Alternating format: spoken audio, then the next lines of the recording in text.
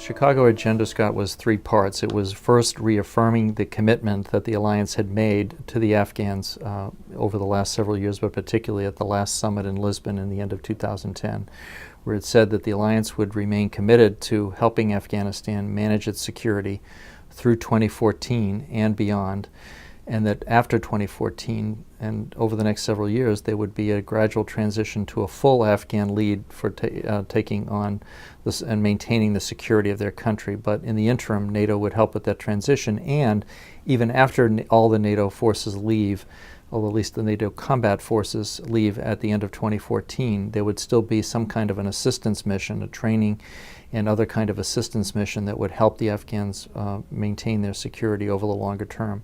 And a number of NATO governments individually, particularly the U.S., have made various commitments on a bilateral basis to the Afghans for that. So that was reaffirmed.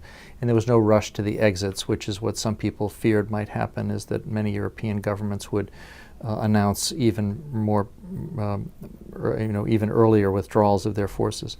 The second agenda had to deal with providing NATO with the defense capabilities it needs for the coming decade and beyond. What they endorsed was called a plan for NATO Force 2020. What kind of capabilities does the alliance need to maintain its security over this coming decade? And it endorsed some specific near-term initiatives, but also some plans from some longer-term development of capabilities.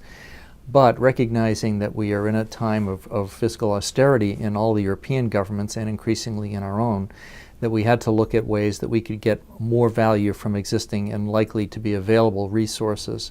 So there was an emphasis on what was called smart defense, pooling, sharing, more multinational cooperation to get better value from every euro and every dollar invested in defense capabilities. And lastly, there was an agenda of partnerships, highlighting that the alliance, there were more than 60 countries. There are only 28 NATO members. There were more than 60 countries represented at the Afghan meeting on the second day of the summit. That's a reflection of the fact that NATO has a group of partners, over 50 countries around the world, who have worked with the alliance in some fashion, who recognize that the alliance is the hub of a network of security relationships, and that the alliance has a great capability to organize complex military and security operations, and they want to work with it to address common concerns.